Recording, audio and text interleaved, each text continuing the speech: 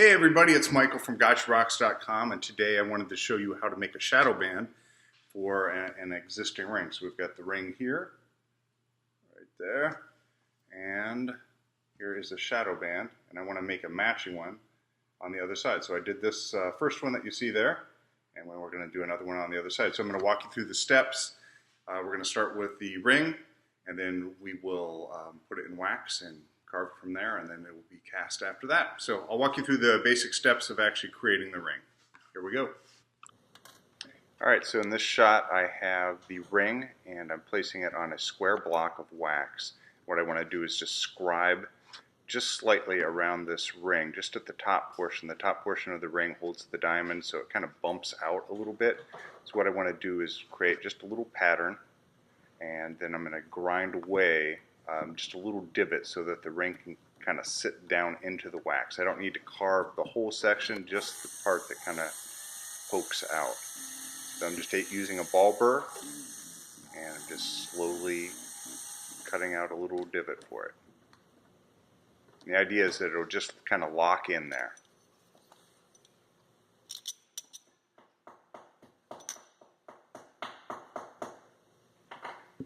Now at this point, once it's locked in, I'm going to use just a mini torch, and I'm not using the oxygen on this. I just turned on the flame and I just want to slowly heat the ring up.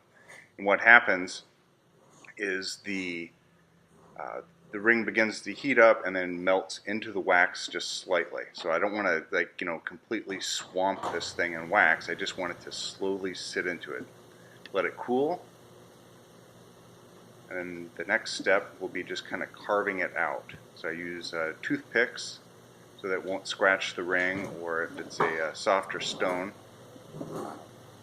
it won't hurt it. So here's the toothpick, going for a new toothpick. I'm just going to work my way around until I can pry the ring out.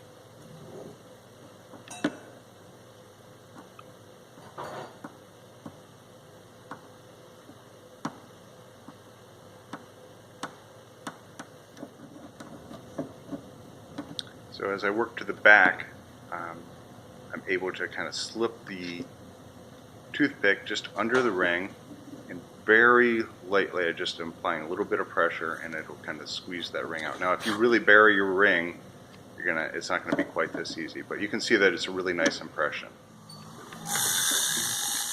The next step is to just drill a few holes in the center of the ring, and this portion of it, obviously it's going to be a ring, so we're going to basically just drill the center portion of the wax out. So I like to have two spots where I can attach a wax blade. So I've attached it to my jeweler's frame, and I'm sawing around the outside portion.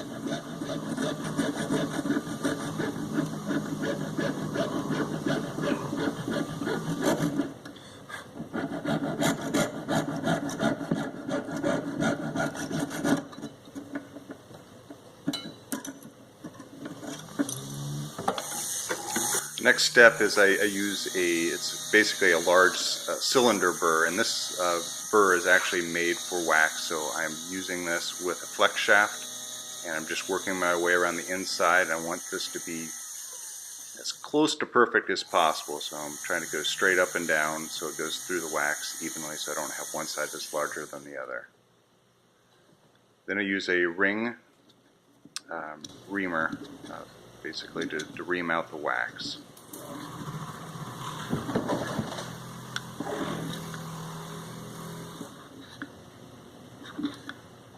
Once you have that completed, then the next step is to actually cut the outside of the wax that you don't need. Cut it off, and you're basically cutting your ring out. So pay attention to the indentation, and you don't want to cut into that. So there you go. Next, I'm using that cylinder burr again, just to clean up the outside. I want to get as close to that indentation as I can without touching it. My goal is usually to just have this fine little wax rim around it, and then I can just take it off with my fingernail. After that, you want to just kind of fit it next to your ring as such, and kind of take a measurement for how wide you want your shadow band. It could be thin, it could be wide, it's up to you or your customer. So then use your dividers, and you're going to do a nice little scribe all the way down and around the ring. And that just basically determines how thick the ring's going to be.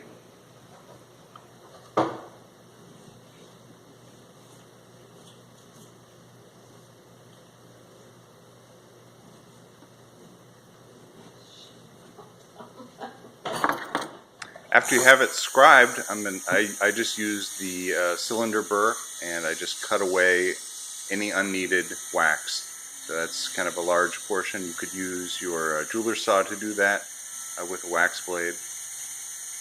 I just prefer to do it this way. You could also just file it off like I'm doing here. So I kind of use my file for a little more detailed stuff. It's kind of a big file, but that's how I like to use it. Just work your way around the ring, clean it up. The goal is to get as close to perfect as possible. Put it against it, and we can do fine tuning with sandpaper.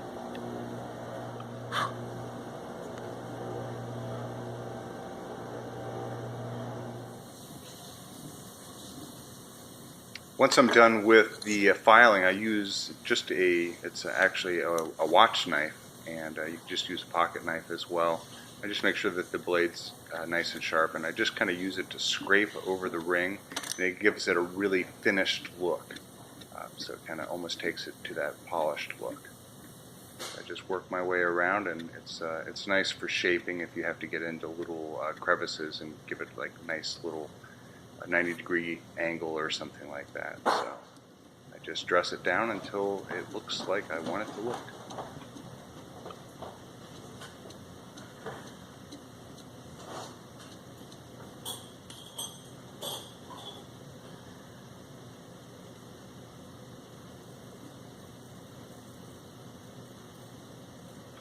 When you get the wax so it's pretty close to the way it's supposed to look, put it against the ring and very carefully adjust it so that all the angles match up with your ring. That way you're not doing it in the metal, which is a little more difficult. So kind of compare the two wax shadow bands, the wax shadow band and the regular shadow band if you have one. If not, you'll just have the ring that you're working with and your wax shadow band. So just keep adjusting.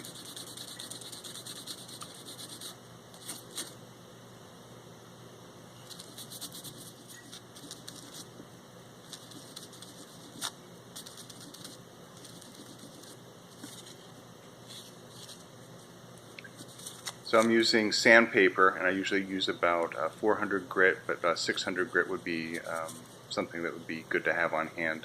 I often will use the same piece of sandpaper for quite a while. I actually like it to kind of get embedded with wax.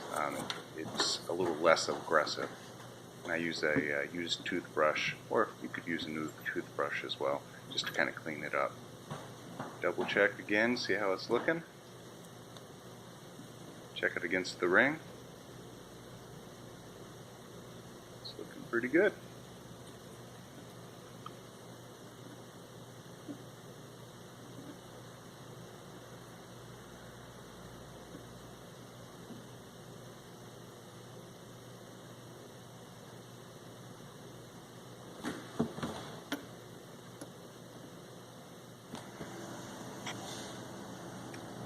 Here's the finished wax. Now you could put a polish on this. I don't think that I need to for what I'm doing.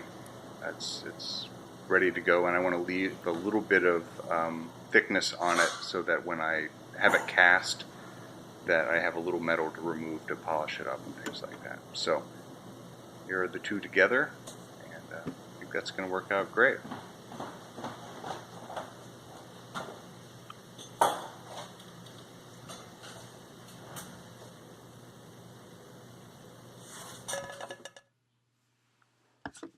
Okay, after your wax is done, then you send it to your caster and have them sprue it up and cast it, and then it'll come back to you, clean it up, and hopefully, with a little adjustments, it will fit against that ring that you have. So, hope that helped. If you have any questions, shoot me a note. Thanks. Don't forget to become a member on GotchaRocks.com And if you like this video, if it helped, please just give it a like. It helps me out. Thanks. Bye.